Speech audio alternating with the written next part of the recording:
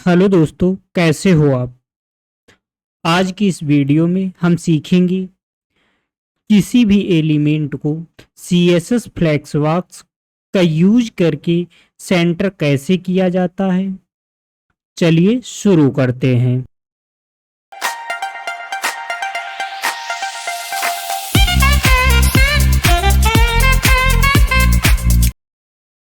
अब हम आ चुके हैं अपने कोड एडिटर पे।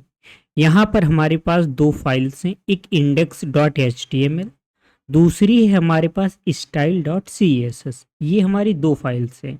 index.html में हम स्ट्रक्चर करेंगे और उसके बाद में हम क्या करेंगे कि CSS फाइल में उसको सेंटर करेंगे। ठीक है, तो index.html में उसका बेसिक स्ट्रक्चर कुछ इस तरह से हम बनाते हैं।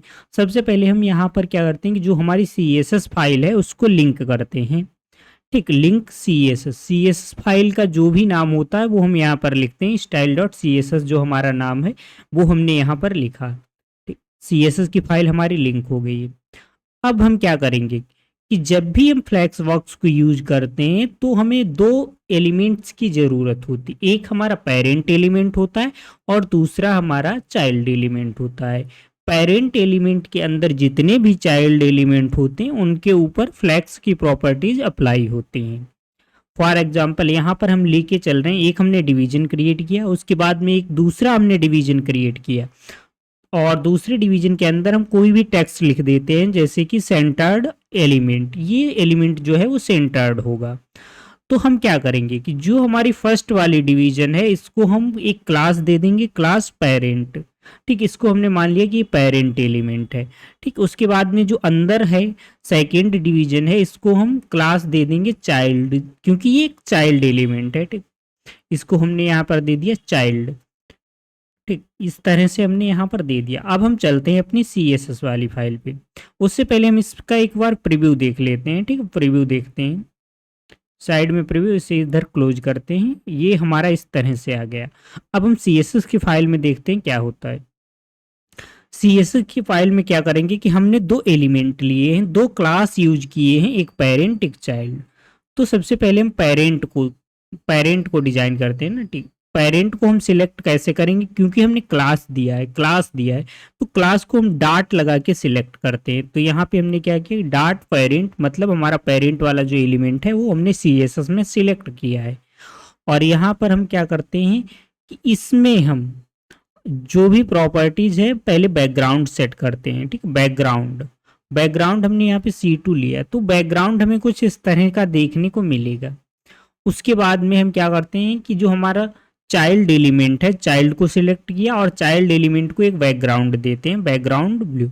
वो एक दूसरे के ऊपर है क्योंकि वो same position same values apply हो रही हैं उनके ऊपर। अभी हमने कोई प्रॉपर्टी अलग से दी नहीं है, इसीलिए वो सेम विड्थ ले रहे हैं 100% की। ठीक, और यहाँ पे अगर हम क्या करते हैं कि विड्थ को अगर 200 पिक्सल कर देते हैं तो वो 200 पिक्सल की विड्थ हो जाएगी। ये देखो, जो हमारा चाइल्ड एलिमेंट है, चाइल्ड एलिमेंट जो है वो हमने ग्रीन कलर का बनाया है, और ये पेरेंट एलिमेंट है, पेरेंट एलिमेंट तो फुल विड्थ ले रहा है, बट चाइल्ड एलिमेंट क्या है, 200 पिक्सल की विड्थ ले रहा है।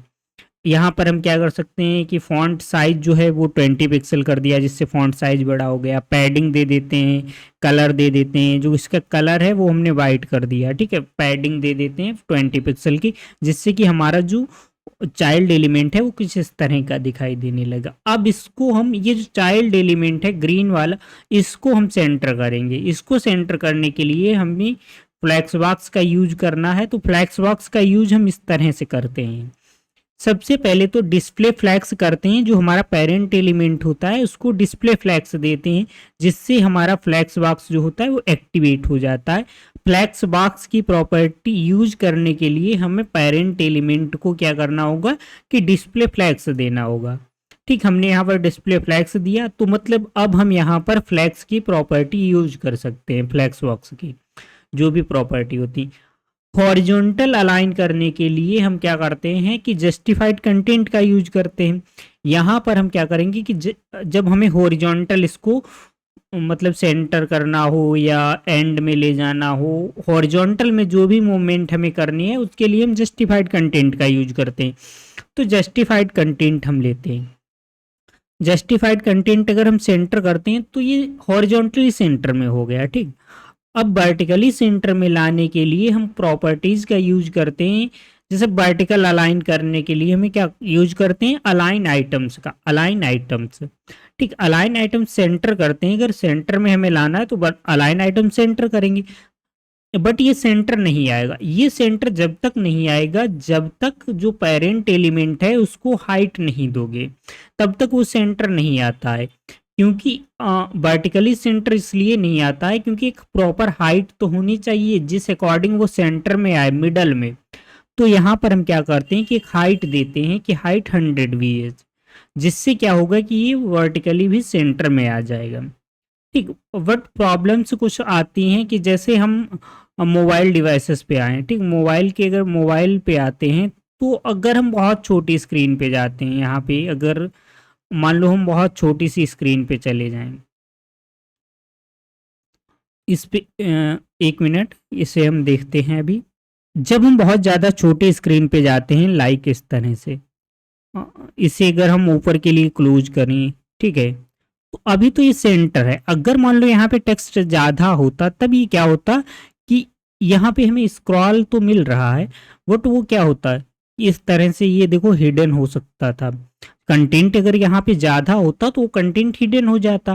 तो उसके लिए हम हाइट को क्या करेंगे कि मिनिमम हाइट यूज कर सकते हैं कि मिनिमम हाइट 100 VH की होनी चाहिए। जैसे हमने यहाँ पे यूज किया कि मिनिमम हाइट 100 VH, या मिनिमम हाइट ना 100 VH ना दो तो यहाँ पर एक और भी हम एलिमेंट यूज कर सकते हैं कि मिनिमम हाइट मान लो 400 पिक्सल, कि 400 पिक्सल की हाइट तो रहनी चाहिए, जिससे क्या होगा कि जो हमारा कंटेंट है उसको हम स्क्रॉल कर सकें, ठीक है। तो स्क्रॉल तब भी हो जाएगा, इसलिए हम क्या करेंगे कि एक मिनिमम हाइट हमें देनी चाहिए। ये इससे क्या होता है कि जो भी हम एलिमेंट को सेंटर करेंगे वो कभी कोलैप्स नहीं होगा, वो हमेशा वर्क करेगा प्रॉपरली, चाहे कंटेंट लॉन्ग हो या शॉर्ट कंटेंट है तब तो 100 VH पे चल जाता है। और बट क्या होगा कि अगर स्मॉल स्क्रीन पे भी वो रिस्पॉन्सिव रहे, इसलिए हम क्या एक मिनिमम हाइट भी उससे देते हैं जिससे जो कंटेंट है हमारा वो कंटेंट बाहर ना स्क्रीन के जाए, ठीक। तो इस तरह से हम किसी भी एलिमेंट को सेंटर कर सकते हैं फ्लेक्सबॉक्स का यूज करके। आज की इस वीडियो में इतना ही, मिलते हैं नेक्स्ट वीडियो में। अगर ये वीडियो आपको पसंद आए तो लाइक कीजिए और चैनल को सब्सक्राइब कीजिए, अपने फ्रेंड्स के साथ में वीडियो शेयर कीजिए जिससे वो लोग भी इस तरह की वीडियोज़ को देखें। और इस तरह की और भी हम वीडियोज लाने वाले हैं CSS प्रॉपर्टीज़ के ऊपर कि किस तरह से हम CSS की प्रॉपर्टीज़ का यूज करके अलग अलग एलिमेंट को स्टाइल कर सकते हैं।